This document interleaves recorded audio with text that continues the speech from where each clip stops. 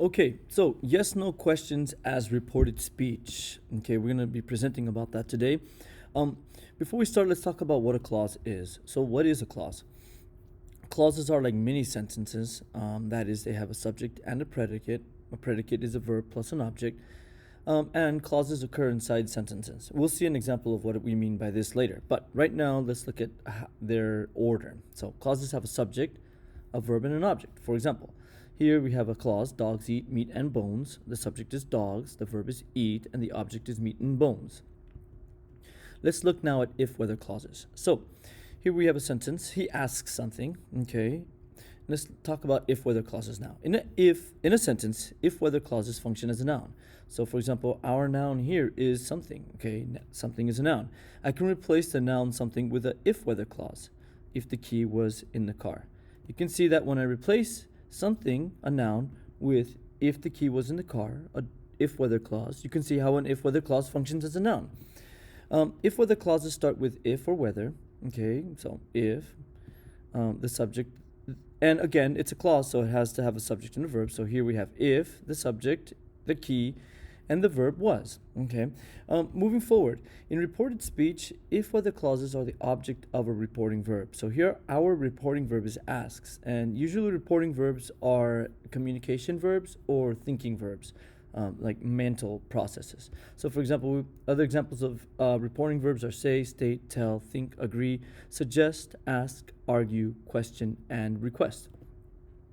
Something else about noun clauses with if-whether is that they're similar to yes-no questions in that they offer two options. So for example, I would like to know whether you are thinking good things or bad things, okay? Whether you're thinking good or bad things. Here we have two options. The first option is good. The second option is a bad thing.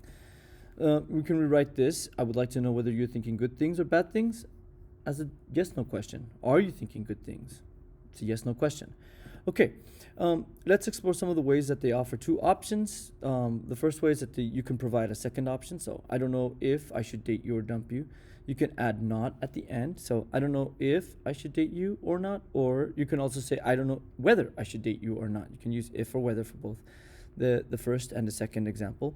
For the third example, you can only use whether, or you can only use or not after whether. So for example, I don't know whether or not I should date you. So this is the several ways that if and whether can offer two options. Moving on now, let's look at clauses as questions.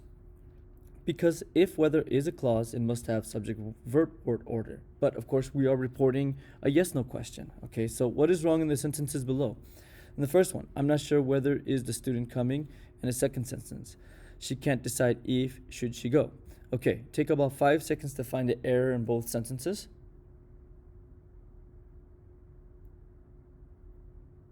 Okay, in the first sentence, whether is the student coming?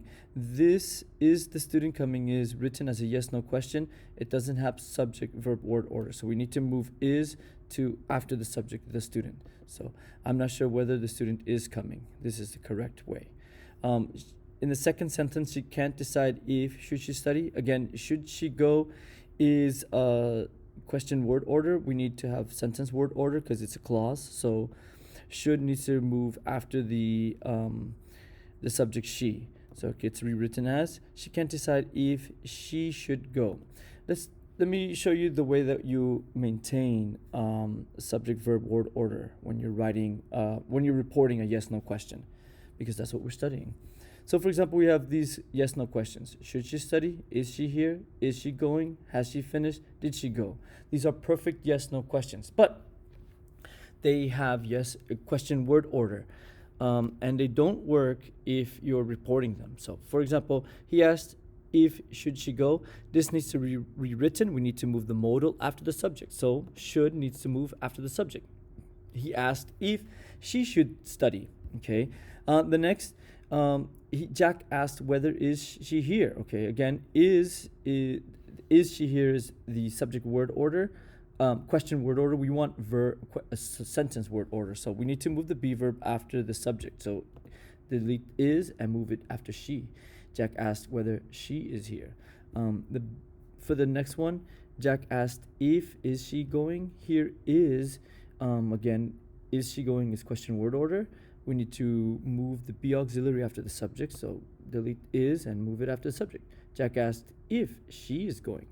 The next one, has she finished? Jack asked if, has she finished? Has she finished, again, is question word order. We need to move the have auxiliary after the subject. So Jack asked if she has finished. And lastly, we have to remove do auxiliaries and return the tense to the verb. So did she go? Jack asked whether did she go. This is wrong. Delete did and put the tense back into go. So Jack asked whether she went. Let's look at some ways that we can turn direct speech into indirect or reported speech for yes no questions. So is the car important? To change direct speech to indirect speech, we must. Okay, so here's our direct speech. She asked, is the car important? So we have to remove the comma, remove the quotation marks, add if or whether after the reporting verb. Okay, asked whether. Move the be verb after the subject and backshift the be verb. So is the car becomes the car was.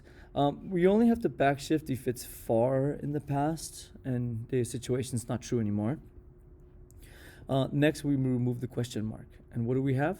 She asked whether the car was important. Let's look at another example. Here, this young boy is asking, can I swim here?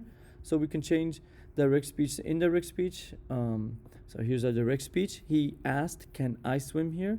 Okay, we want to change this. Okay, first thing, we need to remove the comma, remove the quotation marks, add if or whether after the reporting verb. So he asked if. Change the pronoun if necessary. Could. He asked if. Move the modal after the subject and backshift it. So he asked if could. Okay, and then change the pronoun if necessary. He. Okay, he asked if he could swim here. And again, remove the question mark. So what are we left with? He asked if he could swim here. Okay, so just to reiterate what I said, we want to move the modal after the subject and we want to backshift it. So can moves after I and we backshift to could.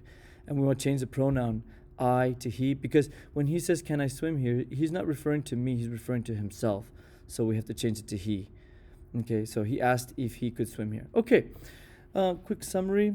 Remember that if whether clauses start with the if or whether. That means they have if, okay, and subject and a verb. So he wants to know the if or whether, if the subject, the car, and the verb is. If whether clauses are similar to yes no questions in that they offer two options. So I would like to know if you are thinking good thoughts or not. It's a yes no question, I'm sorry. So I would like to know, are you thinking good thoughts? Once again, to change direct speech, yes no question from direct speech to indirect speech, we must remove the comma, add if or whether after the verb, remove the quotation marks, remove the question mark, change it to sentence word order. So can moves after I, and backshift the modal can I could. And again, change the pronoun she. When she says I, she's not referring to me, she's referring to herself, so it becomes she. She asked if she could swim here. Okay, that wraps this up. Thank you so much for watching. Please have a wonderful day, and I hope to see you in class.